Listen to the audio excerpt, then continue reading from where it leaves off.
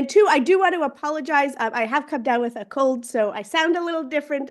But if there's anything that is unclear or doesn't make sense, please feel free to drop it in the Q&A so we can clarify that. Hi, everyone. Thank you so much for joining us today. My name is Christina Pretorius, and I am the Policy Director with Reaching Higher New Hampshire. I'm joined today by my team who will be monitoring the question and answer. They're also here today. But we are piloting a new mini briefing format. So this webinar will be a little shorter than our past ones. This will be 30 minutes. And so, we're not going to go into introductions and things like that in order to just get right into it and give you what you need to know. But please do feel free to drop questions in the chat and stay at the end if there's anything you'd like to ask or if you want to hear more about those questions that were asked during the briefing. We will be hanging on a little after 12:30, so feel free to stay with us, or if you want to scoot, we will be recording this and we can send it out once that's up, usually by the end of the week. So today we're going to be talking about school vouchers in New Hampshire, what the program looks like right now, and what's ahead for 2025. So first, a little bit about Reaching Higher New Hampshire. We are a statewide, nonpartisan, nonprofit organization. We serve as a public education policy, research, and engagement resource. And our goal is to make sure that New Hampshire students, families, and communities, as well as the elected representatives who serve them, have access to data-driven analysis to aid in their decision-making. As a reminder, these presentations will be recorded and will be available on our website and our YouTube channel by the end of the week. We'll also send out the slides and things like that, so you'll get all of that good information right in your email box, and you can also see that online.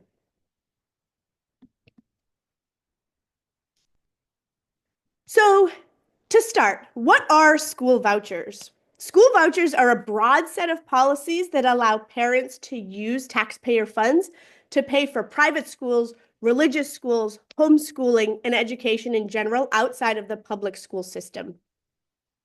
The school voucher umbrella includes a number of different policies, but here in New Hampshire, our largest school voucher program is known as the Education Freedom Account Program, or EFAs. Our school voucher program is designed very similarly to voucher programs in Arizona, in Florida, and in some of the other states where you probably hear a lot in the news about the impacts and things like that. Our program is set up very, very similarly as those other states. And in New Hampshire, participating families are given what's really effectively a debit card to pay for private school tuition, for religious school tuition, for homeschooling expenses, and really any other expenses that are deemed by the contractor, in our case, the Children's Scholarship Fund, to be, quote, education related. So this is, I really want to zero in on this because it's so important. These, quote, other approved expenses have included things like toy stores, karate lessons, Amazon purchases, and a number of other things. And so when we talk about how these funds are being used and whether they're being used effectively, really those other approved expenses are really important to know as well in terms of, how can taxpayers make sure that our funds are being used effectively. Interestingly, on the prohibited list, the prohibited list is rather small, and it includes things like trampolines for more than one child, knives, and paying for a parent's time for instruction. So that can kind of give you a little bit of a flavor of what these programs are and cannot be used for. The umbrella for what these programs can pay for is really, really big. We'll dive into it a little more deeply in some future slides, but this is a really large and all-encompassing program. In New Hampshire, the school voucher program is managed by the Children's Scholarship Fund, a New York-based company that does have a branch in New Hampshire.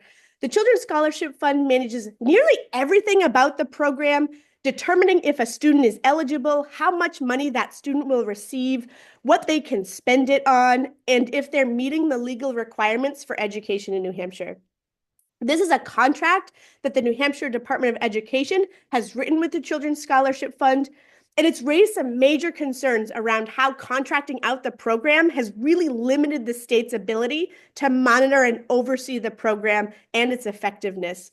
Lawmakers just last year signed a bill, and former Governor Sununu signed that bill that would require the state to undergo an independent audit of the program. And state auditors have said, because this program is contracted out, we can't audit the program in the way that lawmakers wanted because they just can't access the data. So when it comes to how the money is being spent, transparency around the program, there's really not much. And the program was actually really designed that way, to not have that level of accountability and that level of transparency, so that decision makers and taxpayers can really kind of look under the hood and see how these programs are working. So in terms of current program eligibility, under current law, students are eligible if they are a school-aged resident of New Hampshire that meets certain income requirements. We'll outline those in the next slide, but I want to underscore right now that students have to be a school-aged resident of New Hampshire and meet family incomes. So a student who was formerly a private school student or homeschool student, they can still apply. There is no requirement that school voucher program recipients were ever enrolled in public school. And that's really important because historically we've seen the vast majority of public school voucher recipients have overwhelmingly not attended their public schools. About 77% of students who receive vouchers right now were not enrolled in public schools. They were already homeschooled, or they were already enrolled in private or religious schools. And so what we find in effect is that this is actually kind of subsidizing choices that families have already made. Students do have to reapply every year for some of the additional funding streams, but the overall income limit doesn't apply after the initial application. So what does this mean, right? So in the first year, say you have a first grader and their family meets the income requirements, they enroll in the school voucher program. But their family, when that student goes into second grade, that family's income increased significantly that following year. They'd still qualify to receive the voucher, even if their family makes twice as much as that income limit, as long as they initially met that limit at that first year. So if a first grader is eligible to participate until they graduate high school or disenroll from the program, regardless of their family income, just as long as they met that in that first year. One thing that I do want to zero in here, because we get a lot of questions about this, is that full-time charter school students and full-time public school students who are enrolled in their resident district school are not eligible for a school voucher. So the charter school program in New Hampshire and New Hampshire school voucher program are two completely separate programs. If a student is a full-time charter student, they are not eligible for a school voucher. That does get a little murky with part-time enrollment if a student is enrolled part-time in charter schools or part-time in public schools. But full-time charter school students and full-time public school students in their resident district school are not eligible. There's also a little bit of ambiguity around if a student is placed outside of their resident district school. So for example, I live in Deerfield, and Deerfield Community School is our pre-K through 8 school. If my second grader goes to a different school for third grade, would they be eligible? That's really unclear and something that is pretty ambiguous in the law. But if a student enrolls in their resident district school or in a charter school, they become ineligible for the program. So in terms of the current program eligibility, these are the income requirements, and this is from this school year, the Children's Scholarship Fund Handbook. So for a family of 4, the income limit is $109,200. And that's calculated based on federal poverty guidelines.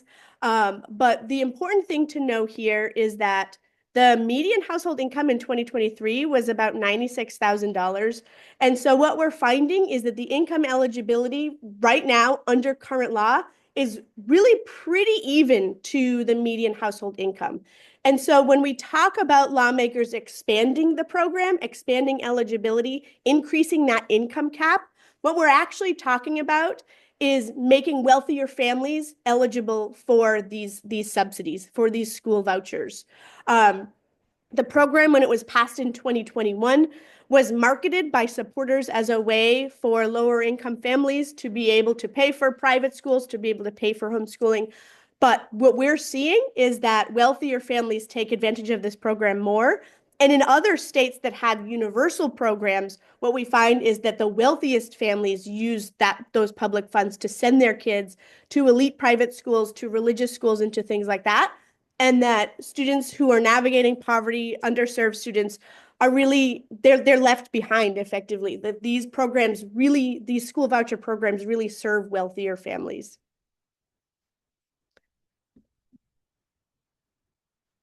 So in terms of how much per voucher, right? So the calculation follows the state funding formula. So what we're going to see here is every student would receive the $4,182 in what's called base adequacy. And that's the state's per pupil funding amount. So public schools receive $4,182 per student, charter schools the same. And now school voucher students, every student who qualifies and participates receives $4,182.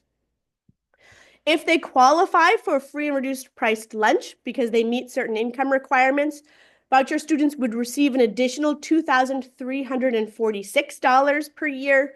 If they qualify for special education, or if they have a disability, which means that they got a note from a qualified doctor saying that they have a learning disability, or they qualify for special education services, they receive an additional $2,142. And if they qualify for English language learner services, they receive an additional $816. So these differentiated aid categories, they are stackable. So there are students who qualify for both the free and reduced price lunch and special education.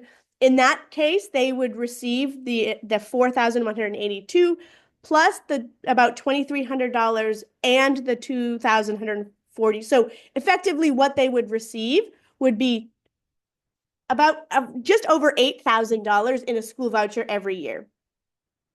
So something else that's important to note is that the Children's Scholarship Fund is legally allowed to keep 10% of the school voucher in an administrative fee. And so anything, whatever their voucher amount is minus that administrative fee is the funding that gets placed into their account. Then they can use to pay for tuition, to pay for whatever else it is that they will use. And so for the average school voucher in New Hampshire, this current year, this 2024-2025 school year, is about $5,204.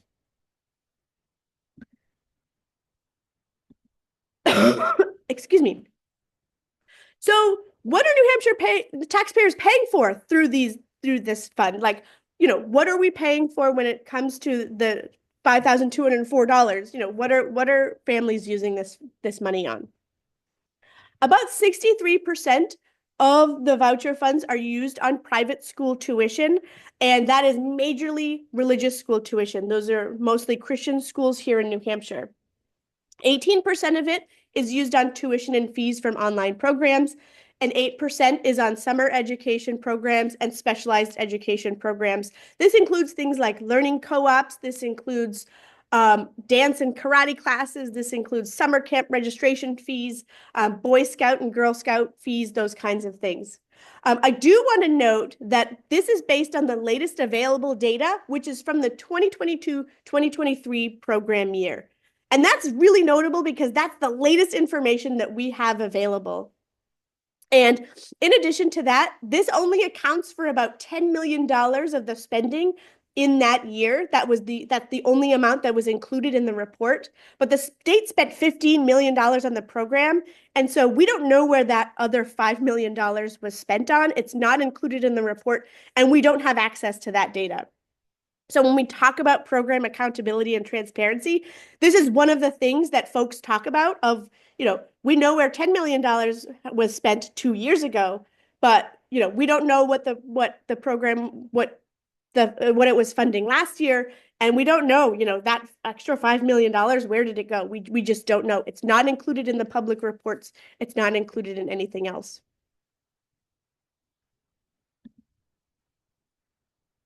So this table includes the largest recipients of school vouchers in New Hampshire during that program year, that 2022-2023 program year. Amazon comes in at number one. About $1.4 million was spent that year on Amazon purchases on things like school uniforms, materials, computer equipment, and more. That's really the only detail that we have are large, broad categories. The Children's Scholarship Fund does not publish detailed information on what those expenditures were.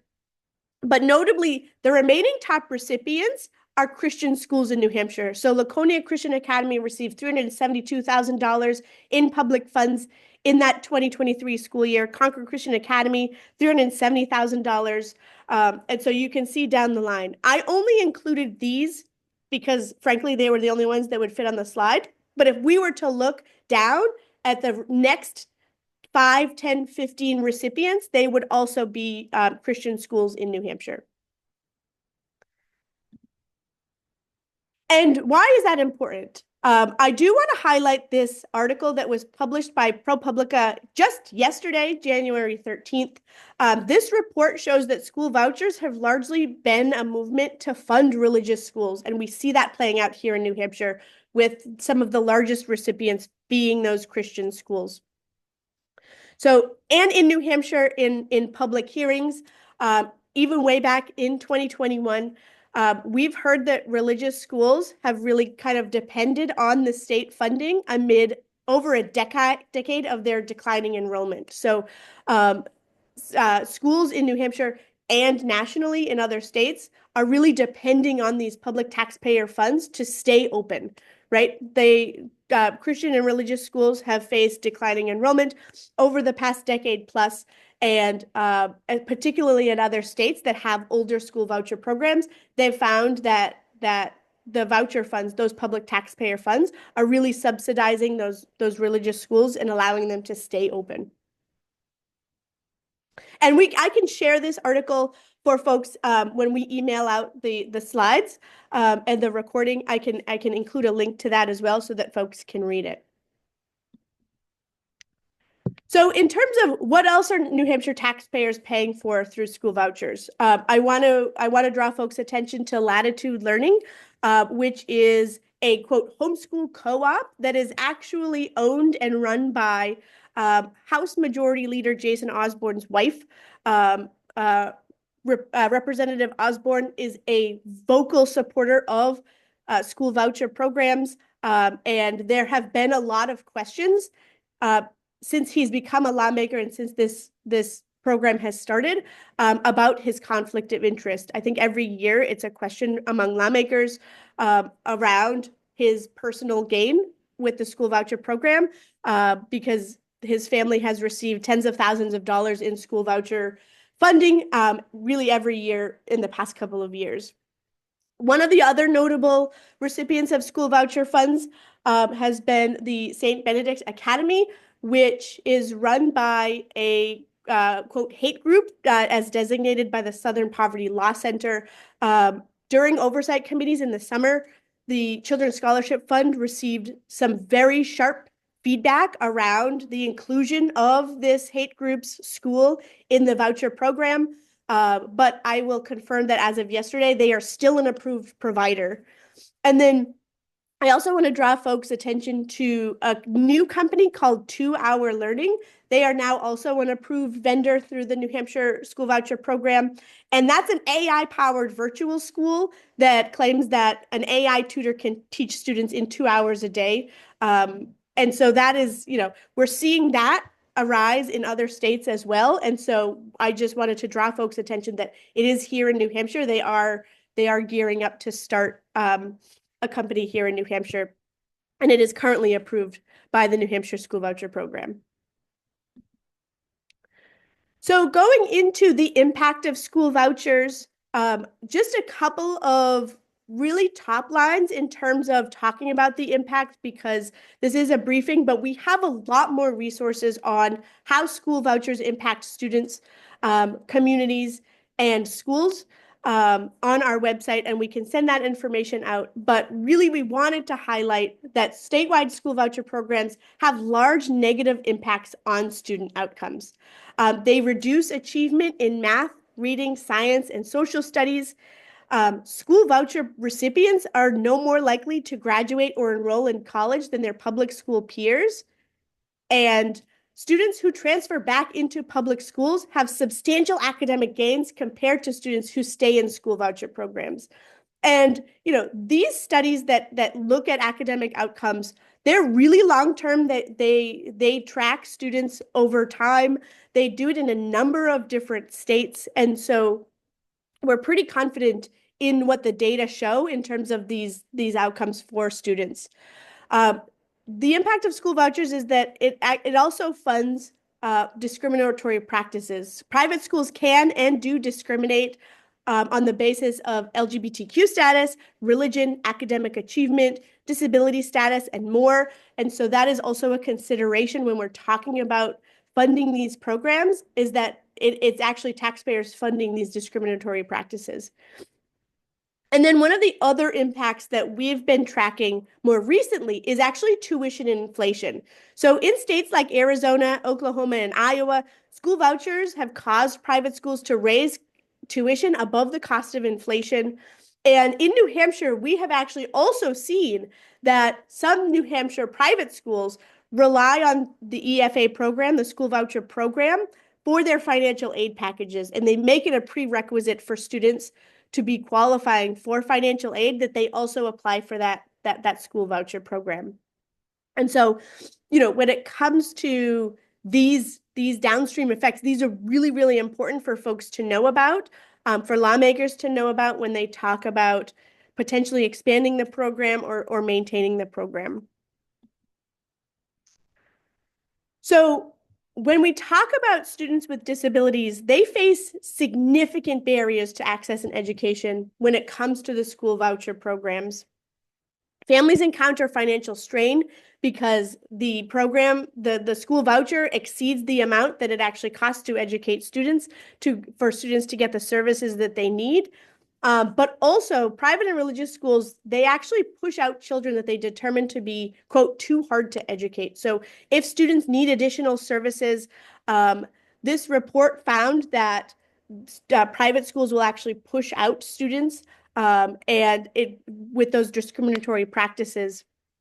And so these are also really, really important to note when we talk about inclusion and making sure that every student in New Hampshire has access to high quality education and the role of school vouchers in that vision.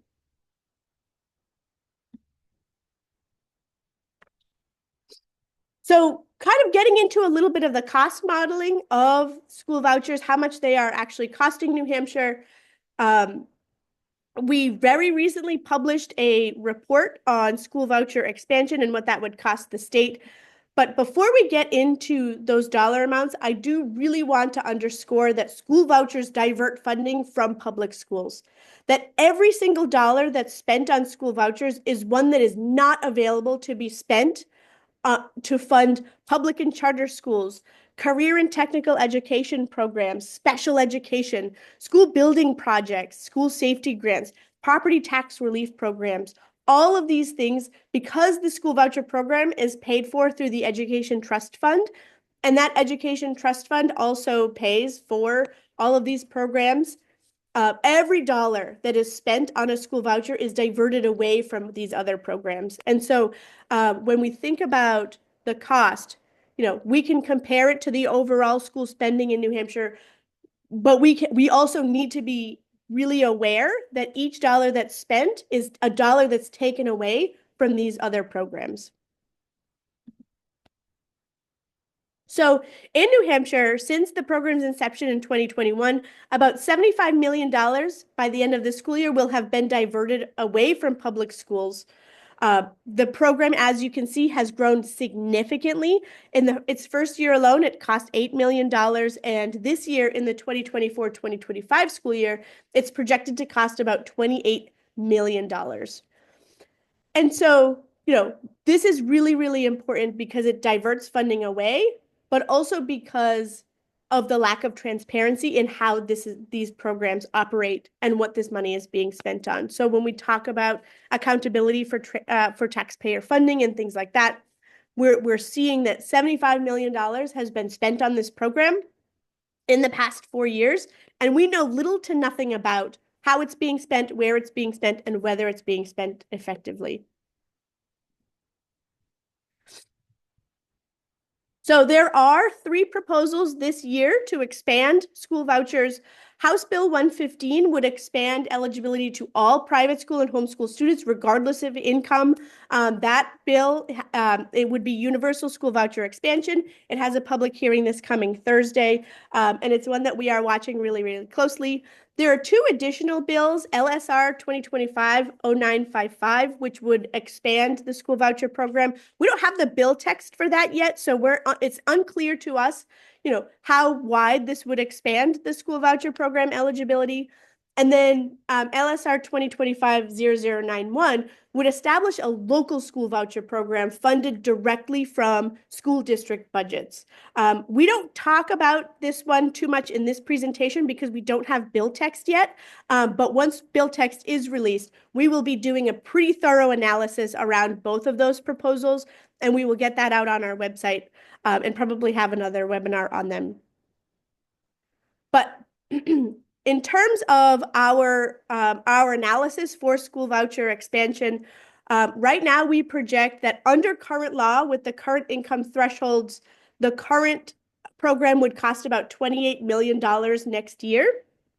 If the program were to expand, and the income limit were to expand to 500% of the federal poverty guideline, where right now it's at 350%, we would project that would cost about $64 million per year, and that would cover about two-thirds of private and homeschool students. And then the universal school voucher program, which has its public hearing on Thursday, would cost the state about $102 million each year. That is only in students who are currently in private school and are currently homeschooled. That model takes into account those students. It does not take into account students who may leave their public school.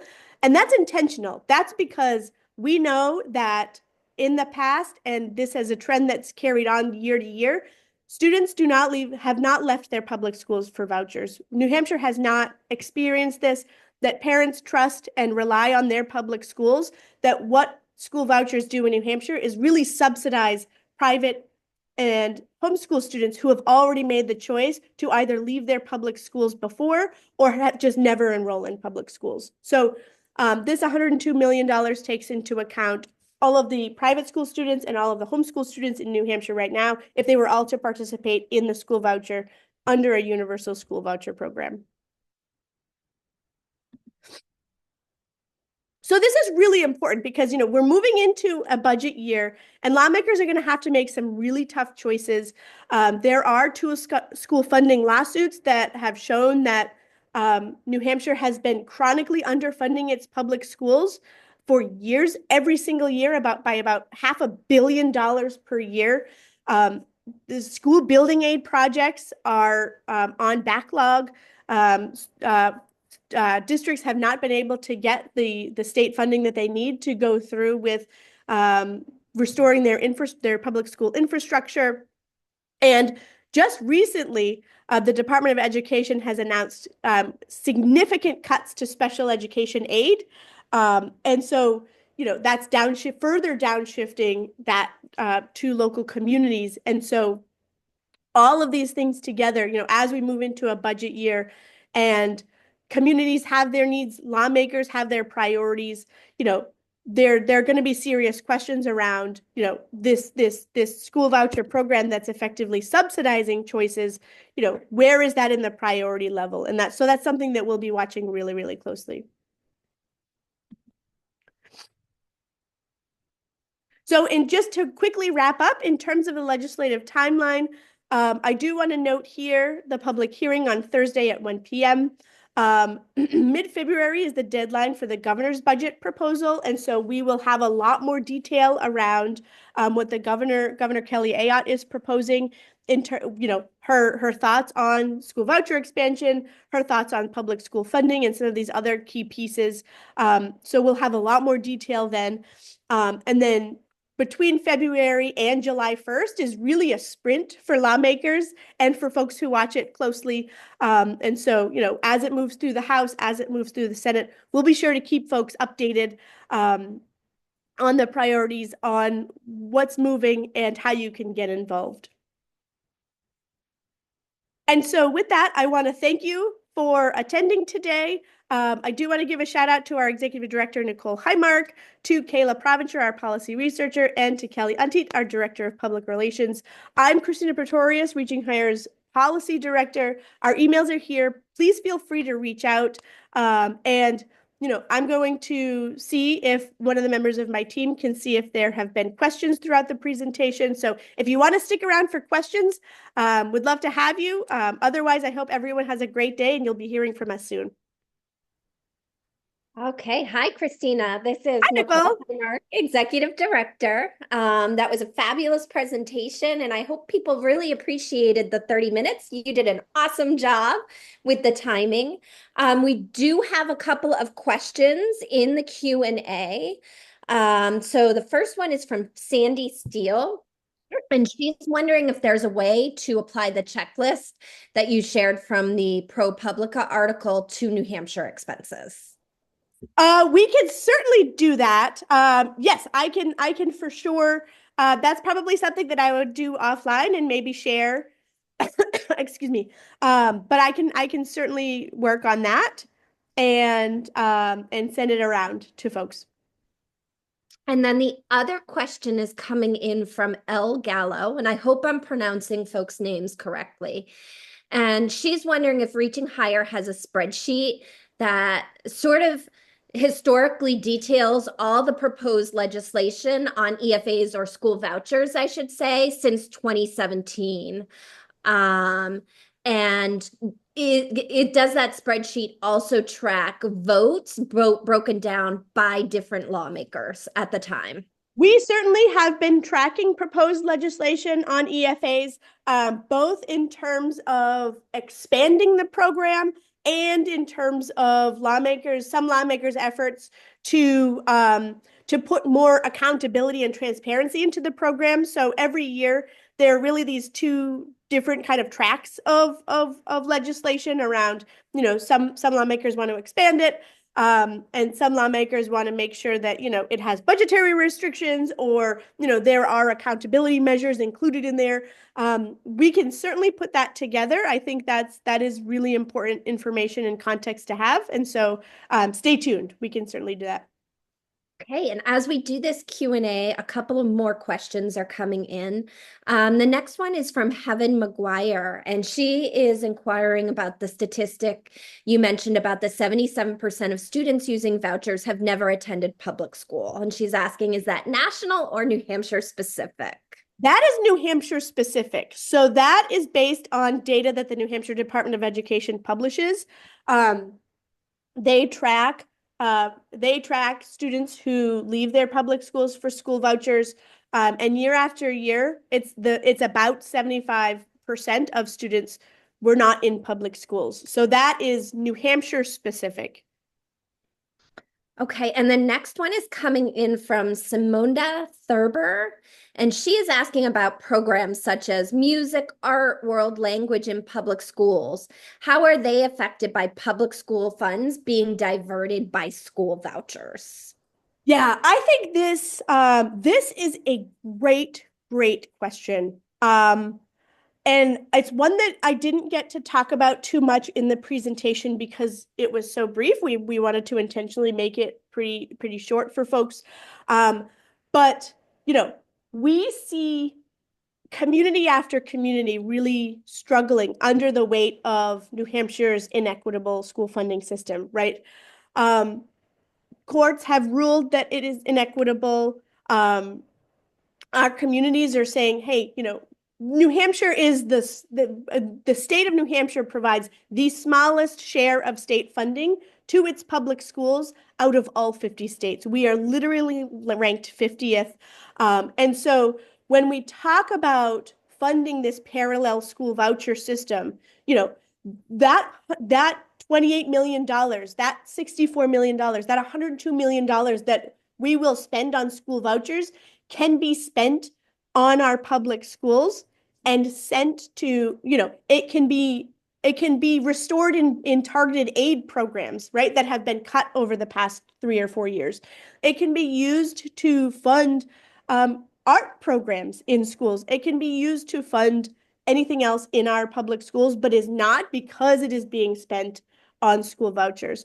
One of the other really important elements of this is that having the school voucher program, it when pro-voucher advocates are in the majority in the state house, it significantly changes the conversation around school funding. So, before our school voucher program, a lot of the conversation was around how can we support our public schools, having that conversation. But now we're having two parallel conversations, and the conversation around school vouchers is really sucking all of the air out of the room, where lawmakers, they aren't completely focused on public school funding and how they can meet the needs of their students and of their communities. Okay, thank you, Christina. We also have a question about accountability requirements, and specifically accountability requirements for schools receiving the voucher versus accountability requirements for the Children's Scholarship Fund. Yeah, so that's really, really interesting. So in terms of the accountability requirements for quote vendors, what they call vendors, which can include private, it includes privates, like private schools are considered vendors, online schools are considered vendors, Amazon is considered a vendor. There aren't a lot of accountability requirements for vendors. In fact, the requirement of the state is that they can't put any requirements on vendors, right? If they are a religious school, the state can't say, hey, you have to do X, Y, and Z. That is very clear in the state law. There are no requirements that private schools who receive school voucher funding have certified teachers, have, any sort of professional development or anything like that. There are no requirements for vendors. In terms of the Children's Scholarship Fund, there aren't a whole lot of requirements placed on them in the law.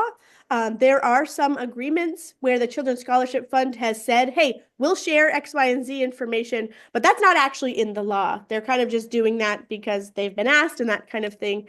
The law is very scant on requirements for the Children's Scholarship Fund and for vendors themselves.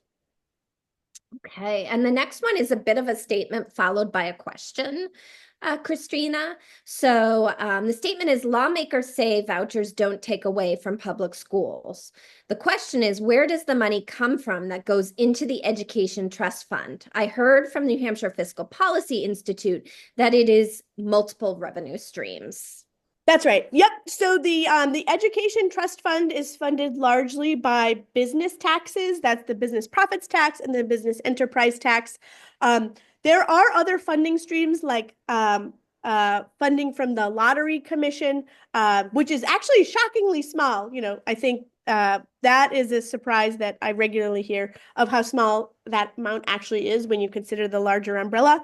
But there are a number of other taxes, but the Education Trust Fund is largely funded by business property tax, business enterprise tax, and the statewide education property tax, which the state includes as a part of the Education Trust Fund, even though it's raised by the local municipalities and kept within the local municipalities. And we can share much more information on that as well in follow-up emails. This next question, you may want to go back to early in the slides because it is asking about how the price tag is calculated on vouchers. Mm-hmm. So is it based on the 5,200 this year's price tag? Yeah, so it's not. So what it actually is it is based on the FY 2026 adequacy amounts. So I did not take this year's price tag because the impact wouldn't be until next year. So what I did was the Department of Education does have FY26 figures out. So it has the adequacy payments. It has what the special ed differentiated aid will be. It has what the FRL will be in 2026. So I actually used those figures to calculate that price. In addition, I did, so right now, about 44% of school voucher students, of school voucher recipients qualify for free and reduced price lunch. I actually lowered that to match the public school enrollment of about 26.5%. Because if you are increasing the income eligibility, then wealthier families will apply. And so it kind of I tried to adjust for that. I tried to adjust for the wealthier families being involved.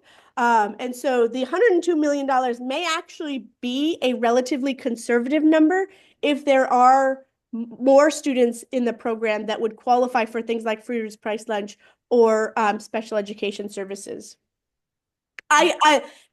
Saying it out loud is quite confusing. I can send around the model that has it all kind of typed out and with a walkthrough because I know that it can be super technical. So That would be great. And I know we always follow up these presentations with an email to attendees and registrants with sources linked. Our next query is about the $5 million that is not accounted for. And someone is wondering if that is likely due to homeschoolers.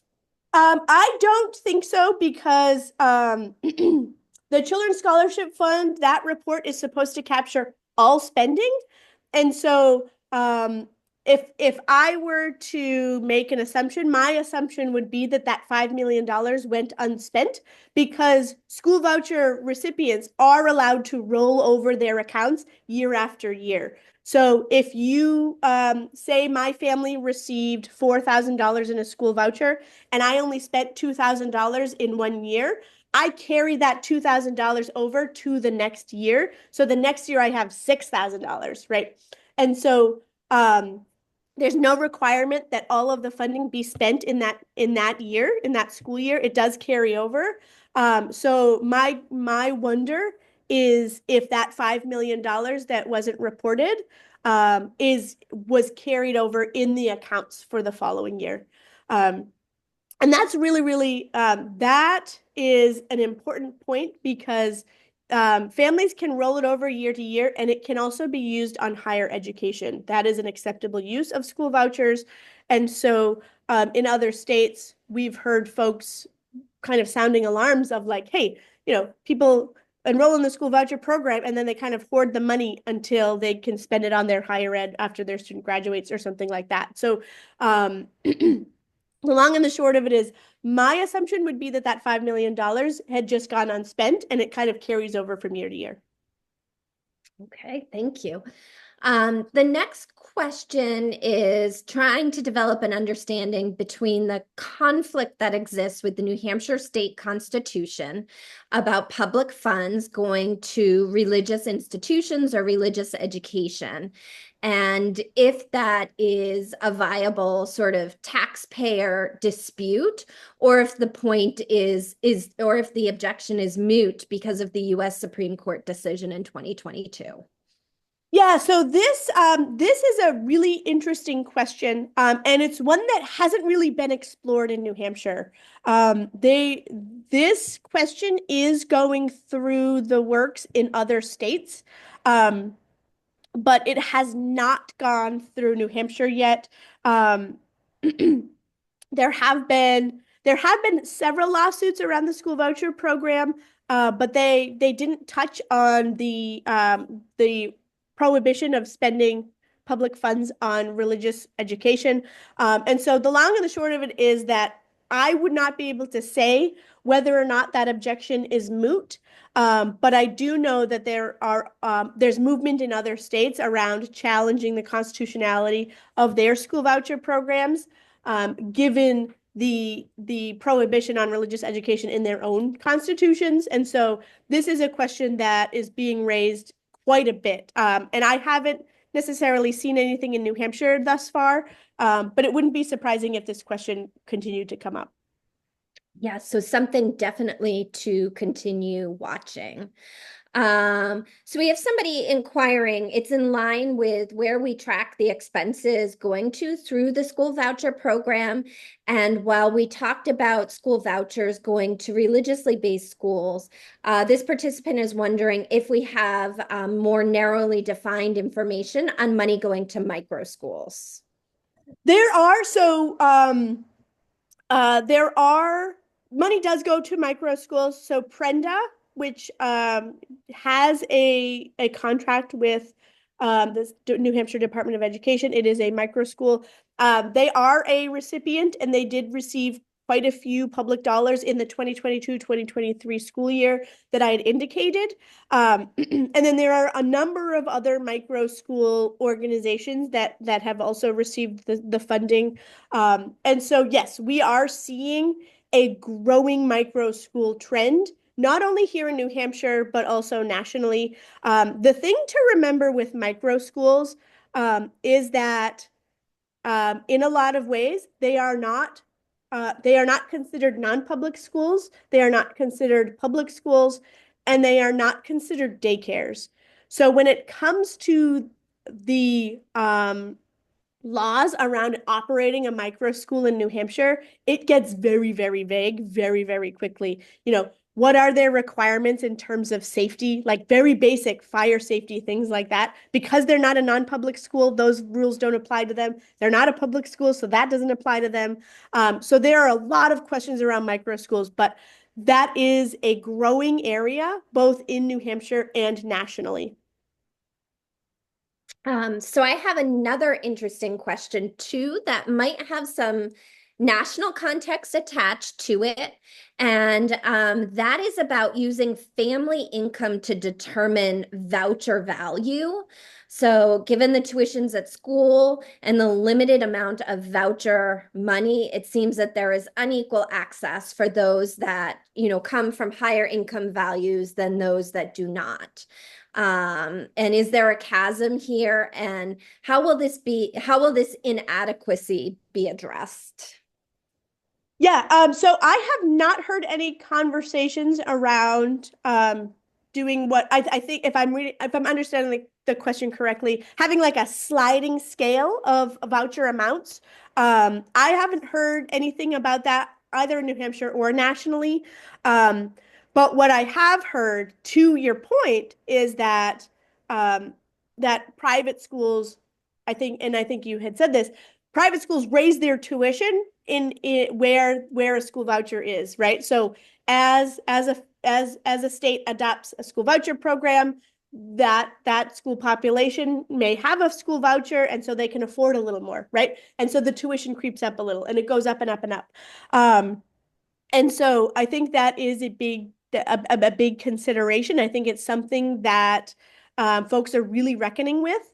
But I haven't heard anything about a sliding fee for school vouchers, that sliding amount. And then our last question in the chat, Christina, is about special education services. And so will all special education services be paid through the voucher program, or will it continue to be the responsibility of the sending school? Yeah, so special education services, when a student enrolls in the school voucher program, they agree that they will no longer be eligible for special education services, right? Their IDEA laws and rights and responsibilities, they no longer receive those. Under current law, school voucher recipients do not receive special education services from their sending school. What families do get is that $2,142 in special education differentiated aid. And so they can use that to pay for any services that they may need. But once the student enrolls in a school voucher program, their district public school is no longer responsible for their special education services. And Christina, that covered all the questions we had in the chat. So I think we will go ahead and close this webinar, but just remind folks that we always follow up with an email with materials and post our webinars in a recorded format on our YouTube channel. Awesome. Thank you, everyone. I really appreciated you all being here. It was great. I do want to flag for folks who are still here that our next webinar is actually next Friday, and it will be on 2025 legislation. So we'll be talking about school vouchers and everything else that lawmakers will be considering this upcoming year. So we'll get that registration link out as well and hope to see you there. But I hope everyone has a great week.